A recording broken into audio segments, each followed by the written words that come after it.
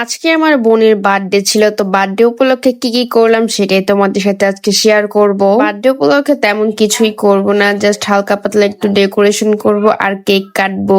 Simple ডেকোরেশনের জন্য এখানে কালারফুল কিছু ছোট ছোট বেলুন নিয়ে আসা হয়েছে, তো এইগুলো সবাই একসাথে মিলে ফুলাচ্ছে আমি বাদে। তো আমি তো প্রথমে কোনো কাজ করি নাই, তো এখন সব বেলুন গুলোকে আমি জয়েন দিচ্ছিলাম। আমি ডেকোরেশনের কাজ আগে কখনো করি না, এই ফার্স্ট টাইম করতেছি আমি, তাই খুব একটা বেশি বুঝতেছিলাম না যে আসলে কিভাবে কি ডেকোরেশন করব। তারপরে ভাবলাম এরকম একটা সিকল সিস্টেম করি, এটা দেখতে হয়তো বা একটু ভালো লাগবে। তো এটা এই পর্যন্তই থাকবে, আর কিছু করব না। তো এদিকে বার্থডে গার্ল চলে আসলো, কিন্তু সে এখনো রেডি হয় নাই, সে এখন চলে যাবে রেডি হতে। তো এই তো বার্থডে গার্ল সুন্দর করে রেডি হয়ে চলে আসলো, আর সাথে হচ্ছে আমার বানানো বাটারফ্লাই কেক। তো সবকিছু দেখতে কেমন হয়েছে অবশ্যই কমেন্ট করে জানিও। আর এই হচ্ছে পুরো কেকটা। আমার বোন আজকে ভীষণ এক্সাইটেড, আর সেটা তাকে দেখলেই বোঝা যাচ্ছে। তো এখানে কিছু ভিডিও এন্ড পিকচার তোলার পর ফাইনালি কেক কাটার সময় চলে আসলো। তো এখানে সবাই একত্রে মিলে কেক কাটছিল।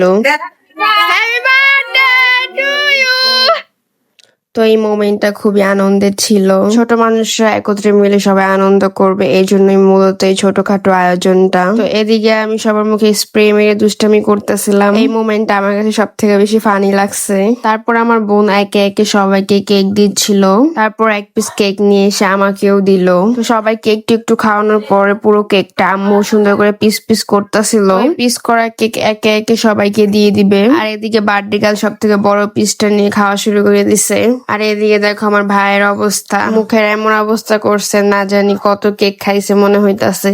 তো এখানে আব্বু কেক খাচ্ছিল, তো সবাই কেকটা খেয়ে অনেক ভালো রিভিউ দিয়েছিল। আর এদিকে আমার ভাইকে দেখে মনে হচ্ছে সে একাই পুরা কেক খাইছে।